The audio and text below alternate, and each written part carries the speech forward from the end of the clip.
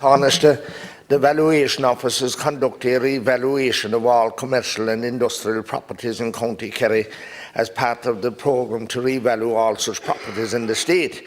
In the last week, many people in Kerry have been shocked by the proposed valuation figures that they have received.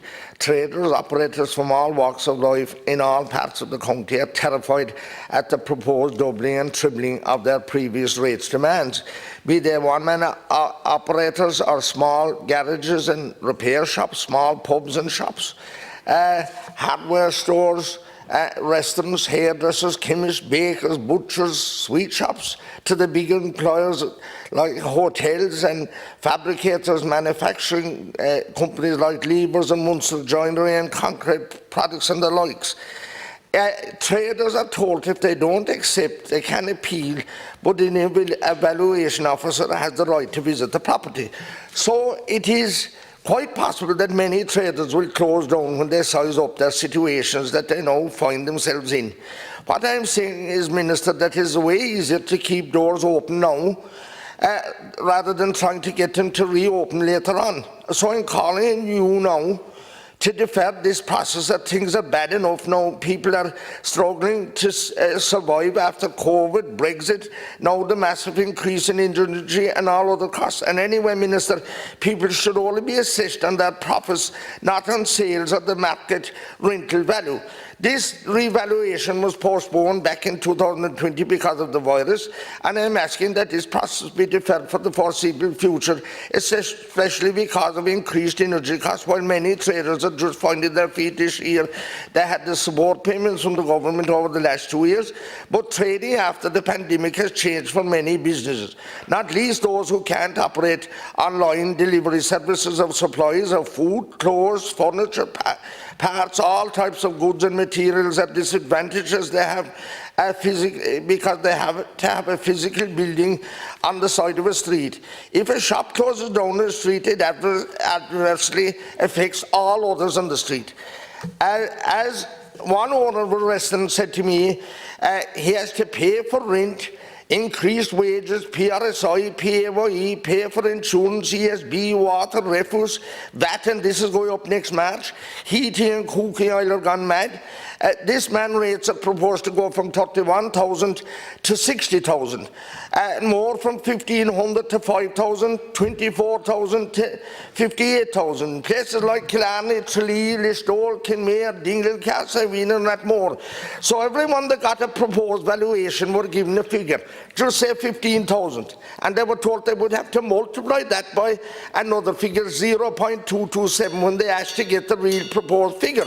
Why couldn't the evaluation office have the correct figure that they were proposing inserted in the document in the first place?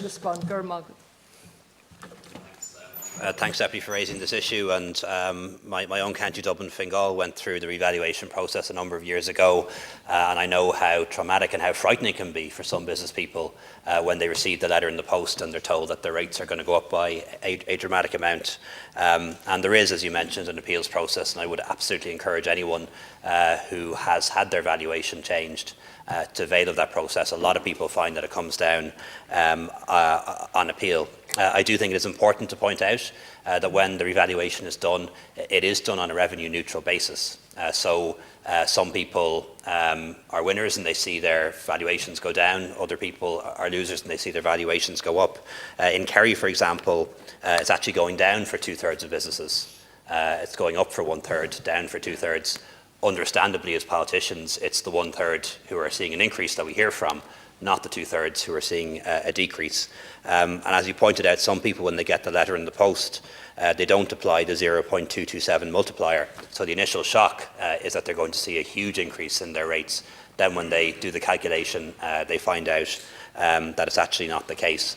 And I agree with you, I don't see why the Valuation Office can't do that calculation. It's pretty straightforward in my mind, and I think they should do that.